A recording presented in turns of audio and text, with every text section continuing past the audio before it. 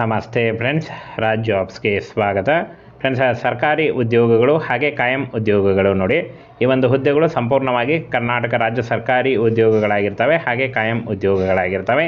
ಈ ಒಂದು ಹುದ್ದೆಗಳಿಗೆ SLC ಮತ್ತು PUC ಹಾಗೂ ಡಿಗ್ರಿ ಆದಂಥ ಅಭ್ಯರ್ಥಿಗಳು ಅರ್ಜಿಗಳನ್ನು ಸಲ್ಲಿಸಬಹುದು.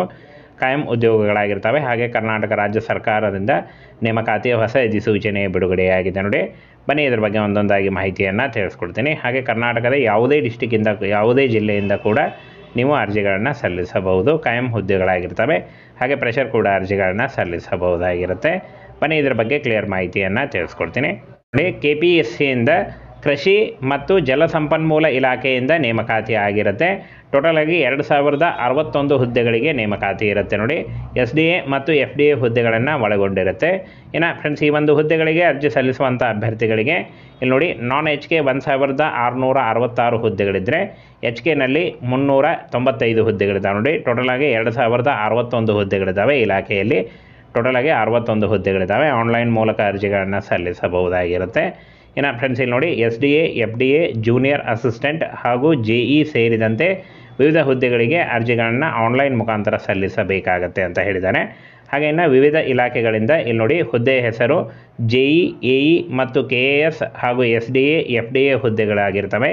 ಇನ್ನು ಇಲಾಖೆಯಲ್ಲಿ 2061 ಹುದ್ದೆಗಳಿದ್ದಾವೆ. KPSCಯಿಂದ ಒಂದು ನೇಮಕಾತಿ ಆಗಿರುತ್ತೆ. ಕರ್ನಾಟಕದ ವಿವಿಧ ಜಿಲ್ಲೆಗಳಲ್ಲಿ ನೇಮಕಾತಿ ಆಗಿರುತ್ತೆ ನೋಡಿ. ಕರ್ನಾಟಕದ ಜಿಲ್ಲೆಗಳಲ್ಲಿ ನೇಮಕಾತಿ ಆಗಿರುತ್ತೆ. ಹಾಗೆ ಇನ್ನು ವೇತನ ಶ್ರೇಣಿಯನ್ನು ನೋಡೋದಾದರೆ ಫ್ರೆಂಡ್ಸ್, 30,000ದಿಂದ 60,000ವರೆಗೆ ಪರ್ ಮಂತ್ ಸ್ಯಾಲ್ರಿ ಆಗಿರುತ್ತೆ ನೋಡಿ. ಈ ಒಂದು ಹುದ್ದೆಗಳಿಗೆ ಕರ್ನಾಟಕ ರಾಜ್ಯ ಸರ್ಕಾರಿ ಉದ್ಯೋಗಗಳಾಗಿರ್ತವೆ. ಹಾಗೆ DA ಮತ್ತು HRA ಮುಂತಾದ ಸೌಲಭ್ಯಗಳು ಪ್ರತ್ಯೇಕವಾಗಿ ದೊರೆಯುತ್ತವೆ ಅಂತ ಹೇಳಿದ್ದಾರೆ. ಹಾಗೆ ಇನ್ನು ಫ್ರೆಂಡ್ಸ್, SSLC, PUC, ಡಿಗ್ರಿ ಮಾಡಿದಂಥ ಅಭ್ಯರ್ಥಿಗಳು ಅರ್ಜಿಗಳನ್ನು ಸಲ್ಲಿಸಬಹುದಾಗಿರುತ್ತೆ. ಇನ್ನು ಅರ್ಜಿ ಶುಲ್ಕವನ್ನು ನೋಡೋದಾದರೆ ಇಲ್ಲಿ ನೋಡಿ, 600 ರೂಪಾಯಿ ಸಾಮಾನ್ಯ ಅರ್ಹತೆ ಇದ್ದಂಥ ಅಭ್ಯರ್ಥಿಗಳಿಗೆ 600 ರೂಪಾಯಿ ಇದ್ದರೆ 2A, 2B ಮತ್ತು 3A, 3B ಅಭ್ಯರ್ಥಿಗಳಿಗೆ 300 ರೂಪಾಯಿ ಇರುತ್ತೆ. ಇನ್ನು ಪರಿಶಿಷ್ಟ ಜಾತಿ, ಪರಿಶಿಷ್ಟ ಪಂಗಡ ಮತ್ತು ಅಂಗವಿಕಲ ಸೇರಿದಂಥ ಅಭ್ಯರ್ಥಿಗಳು ಶುಲ್ಕ ವಿನಾಯಿತಿ ಇರುತ್ತೆ ನೋಡಿ. ಅವರಿಗೆ ಯಾವುದೇ ರೀತಿಯ ಅರ್ಜಿ ಶುಲ್ಕ ಇರೋದಿಲ್ಲ. ಇನ್ನು ಮಾಜಿ ಸೈನಿಕರಿಗೆ 50 ರೂಪಾಯಿ ಇರುತ್ತೆ. ಅರ್ಜಿ ಶುಲ್ಕವನ್ನು ಕಂಪ್ಯೂಟರೈಸ್ಡ್ ಅಂಚೆ ಕಚೇರಿಯಲ್ಲಿ ಪಾವತಿಯನ್ನು ಮಾಡಬಹುದು ಅಂತ ಹೇಳಿದ್ದಾರೆ. ಇನ್ನು ಏಜ್ ಲಿಮಿಟನ್ನು ನೋಡೋದಾದರೆ 18ರಿಂದ 35 ವರ್ಷದ ಒಳಗಿನವರು ಅರ್ಜಿಗಳನ್ನು ಸಲ್ಲಿಸಬಹುದು. ಪರಿಶಿಷ್ಟ ಜಾತಿ, ಪರಿಶಿಷ್ಟ ಪಂಗಡದ ಅಭ್ಯರ್ಥಿಗಳಿಗೆ 5 ವರ್ಷಗಳ ವಯೋಮಿತಿ ಸಡಿಲಿಕೆ ಇದ್ದರೆ, ಇತರೆ ಹಿಂದುಳಿದ ವರ್ಗದ OBC ವರ್ಗದ ಅಭ್ಯರ್ಥಿಗಳಿಗೆ 3 ವರ್ಷ ಇರುತ್ತೆ. ಹಾಗೆ PWD ಅಂಗವಿಕಲ ಅಭ್ಯರ್ಥಿಗಳಿಗೆ 10 ವರ್ಷಗಳ ವಯೋಮಿತಿ ಸಡಿಲಿಕೆ ಕೂಡ ಇರುತ್ತೆ ನೋಡಿ. ಆದಷ್ಟು ನಿಮ್ಮ ವಯಸ್ಸಿನ ಲೆಕ್ಕಾಚಾರ ಮಾಡಿಕೊಂಡು ನೀವು ಅರ್ಜಿಗಳನ್ನು ಸಲ್ಲಿಸಬಹುದು. ಇನ್ನು ಆಯ್ಕೆ ವಿಧಾನವನ್ನು ನೋಡೋದಾದರೆ ಅಭ್ಯರ್ಥಿಗಳಿಗೆ ಆಯ್ಕೆ ಮಾಡಲು ಸ್ಪರ್ಧಾತ್ಮಕ ಪರೀಕ್ಷೆ ನಡೆಸಲಾಗುತ್ತೆ ಅಂತ ಹೇಳಿದ್ದಾರೆ. ಸ್ಪರ್ಧಾತ್ಮಕ ಪರೀಕ್ಷೆಯ ಮೂಲಕ ಪತ್ರಿಕೆ ನಿರ್ದಿಷ್ಟ ಪತ್ರಿಕೆಗಳನ್ನು ಹೊಂದಿದ್ದು, ಪ್ರತಿಯೊಂದು ಪತ್ರಿಕೆಯು ನೋಡಿ ಇನ್ನು 100 ಅಂಕಗಳನ್ನು ಹೊಂದಿರುತ್ತೆ ಅಂತ ಹೇಳಿದ್ದಾರೆ. ಒಟ್ಟು 200 ಅಂಕಗಳಿಗೆ ಪರೀಕ್ಷೆ ಇರುತ್ತೆ ಅಂತ ಹೇಳಿದ್ದಾರೆ.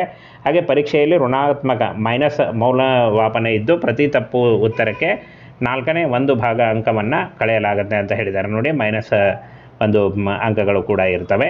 ಹಾಗೆ ಇನ್ನು ಅರ್ಜಿ ಹಾಕುವ ವಿಧಾನವನ್ನು ನೋಡೋದಾದರೆ ನಿಮ್ಮ ಸ್ಕ್ರೀನ್ ಮೇಲೆ ರೆಡ್ ಇಂಕ್ನಲ್ಲಿ ಕಾಣಿಸ್ತಾ ಇರೋ ಈ ಒಂದು ಅಫಿಷಿಯಲ್ ವೆಬ್ಸೈಟ್ಗೆ ಹೋಗಿ ನೀವು ಅರ್ಜಿಗಳನ್ನು ಸಲ್ಲಿಸಬಹುದಾಗಿರುತ್ತೆ. ಹಾಗೆ ಇನ್ನು ಈ ಒಂದು ಹುದ್ದೆಗಳು ಅರ್ಜಿ ಸಲ್ಲಿಕೆಗೆ ಸದ್ಯದಲ್ಲೇ ವಾರದಲ್ಲಿ ಈ ಒಂದು ನೇಮಕಾತಿ ಶುರುವಾಗುತ್ತೆ ನೋಡಿ. ಅತಿ ಶೀಘ್ರದಲ್ಲಿ ಈ ಒಂದು ನೇಮಕಾತಿ ಇರುತ್ತೆ. KPSCಯಿಂದ ಈ ಒಂದು ಹುದ್ದೆಗಳು ಕರ್ನಾಟಕ ರಾಜ್ಯ ಸರ್ಕಾರಿ ಉದ್ಯೋಗಗಳಾಗಿರ್ತಾವೆ ನೋಡಿ.